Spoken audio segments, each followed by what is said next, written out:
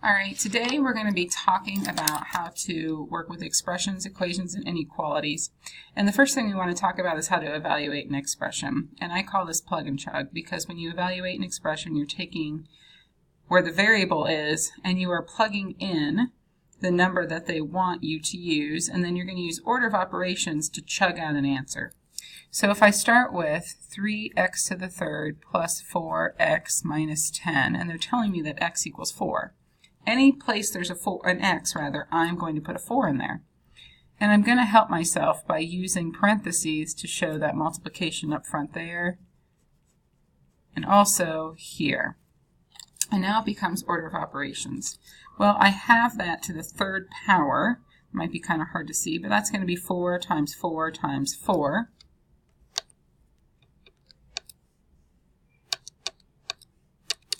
Which is 64. And that is still going to be times 3 there. Now I can go ahead and do my multiplication. So I get 192 plus 16 minus 10, and then it's all addition and subtraction. I'm going to go from left to right, and 192 plus 16 gives me 208. Minus 10 is going to give me 198.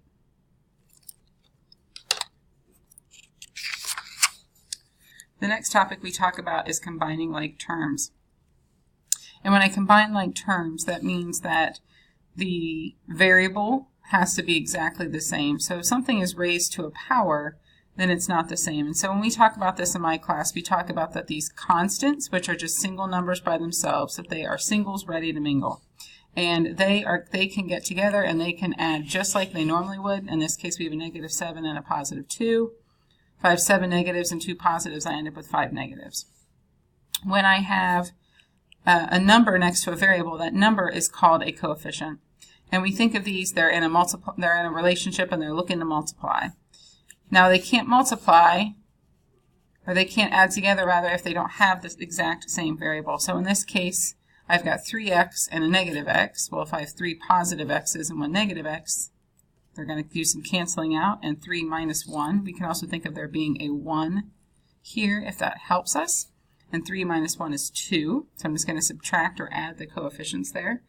2x, and then my y's, well, I only had the one y term, and so it just stays. And so my new simplified expression, where I combine my like terms, is 2x minus 5 plus 4y, which you would typically reorder, put all the variables up front in alphabetical order, minus 5. You also want to think about if there had been some x squared terms or some y squared terms or some x to the third. I think about those exponents as like how many children they have. And so families have to have the same number of children in order to be able to be combined. So if I have x plus x squared, I'm just stuck. I can't do anything with that. These are not the same. These are not like terms. If I have x squared plus x squared, I can say, oh, look, there's 2 x squared terms. We also like to use these shapes. This is helpful. Just remember when you use the shapes to get the sign that is in front of it included in the shape. And then you know that the ones with the same shape can be combined. If they don't have the same shape, then they cannot be combined. You could also do this with highlighters and make them different colors.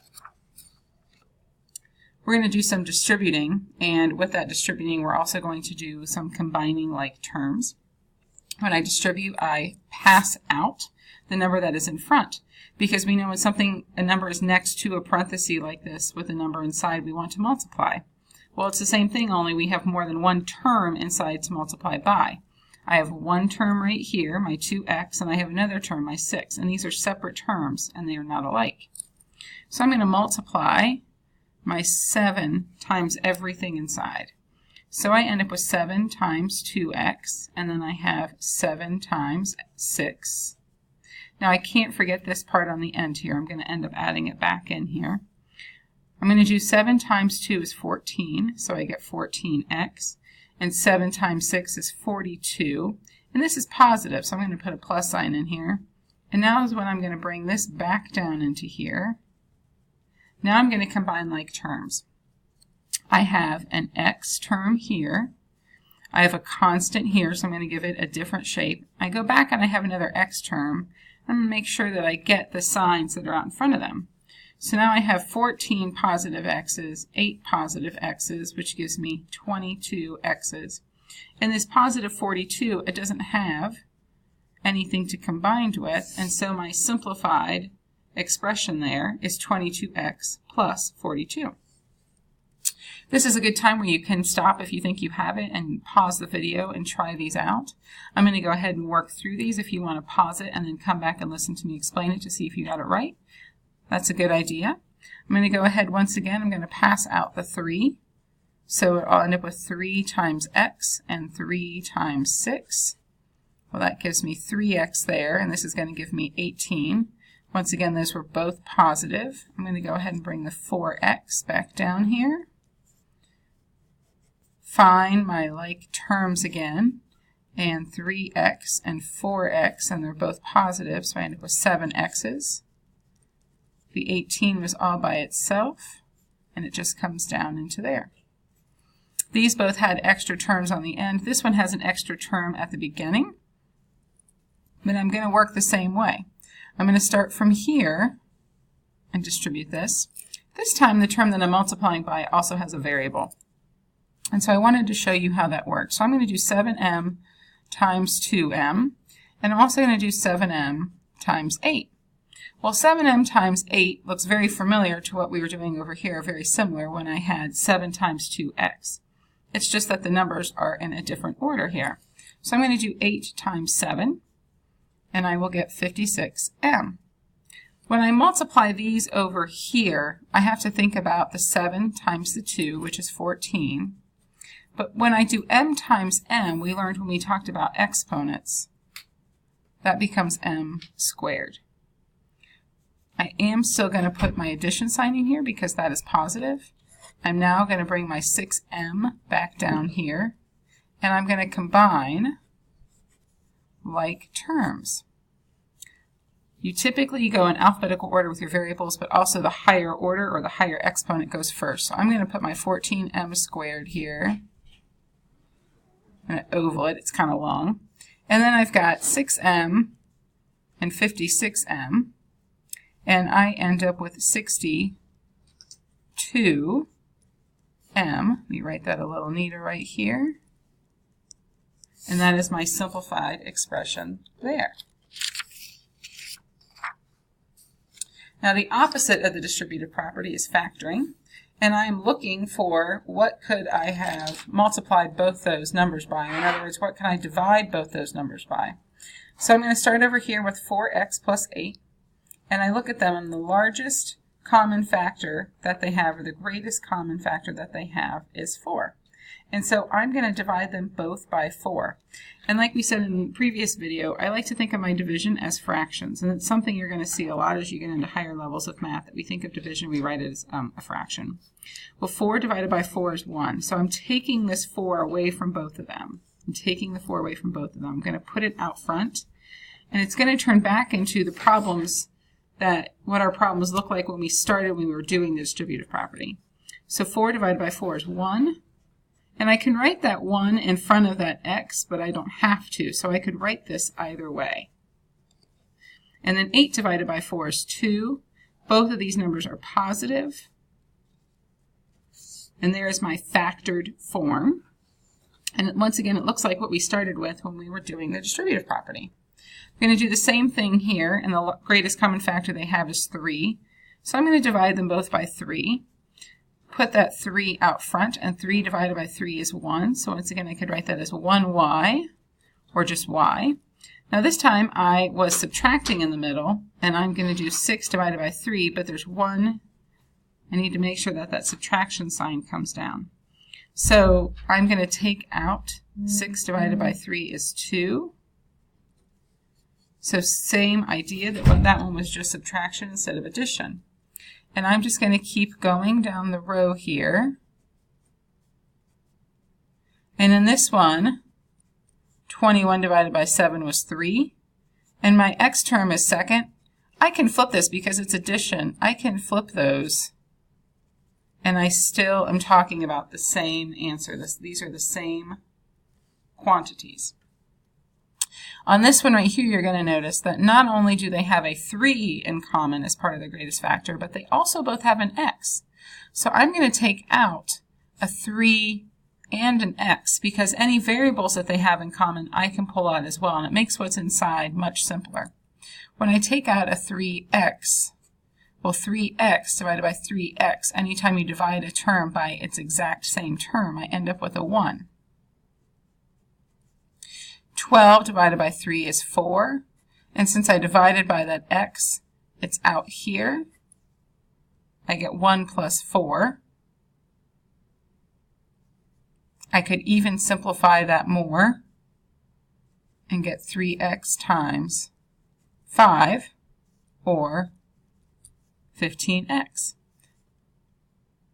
which I also could have looked at with combining like terms up there. If I have 3x plus 12x squared, and I take out the 3x, this is still going to be that 1, but when I do this, I get a 4. X squared divided by x is still going to leave me with an x, because x squared is x times x.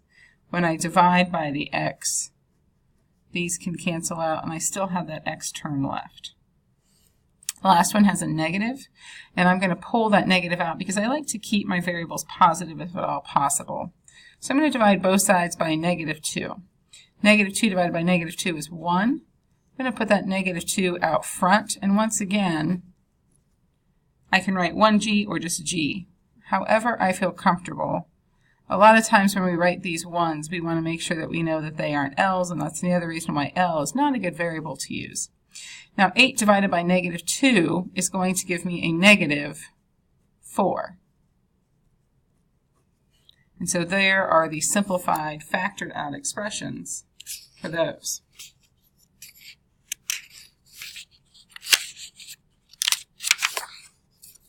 We're going to start putting this into use. We're going to solve some one-step equations. I'm just going to do these top ones up here, leave these bottom ones for you to try if you would like. When we solve one-step equations, we are going to use inverse operations. So some number, m, plus 9 equals 3. So I want to figure out what that is. Well, in order to figure that out, I'm going to undo what's happening over here with my variable. I'm going to use the inverse operation, and the inverse or opposite of adding 9 is subtracting 9. Whatever I do to one side of my equation, I need to do to the other side as well. 9 minus 9 gives me 0, so it essentially cancels that out, which is exactly what I want to do. I want to get my variable all by itself. 3 minus 9, I can also think of that as 3 plus negative 9 if I need to, and I get negative 6. And indeed, negative 6 plus 9, I can check, does indeed equal 3. Our next one here, j plus a negative 3, well, that's the same thing as j minus 3, and if I'm subtracting 3, the opposite of that would be adding 3. So I'm going to add 3 to both sides. My 3's cancel out, a negative 3 and a positive 3. Those are additive inverses, and so they cancel out or equal 0. So then I have j equals 1 plus 3, which is 4. And I can check that that 4 plus negative 3 does indeed equal 1. Last one down here, g plus 4. I'm going to subtract the 4 to get rid of it. Whatever I do to one side of my equation, I need to do to the other. These cancel out, and I have a g here. Now I have 12 negatives, and I'm getting 4 more negatives. So this is negative 12 plus negative 4 is how I want to think about this. And I end up with negative 16. So negative 16 plus 4 is going to equal negative 12, and I can check that off.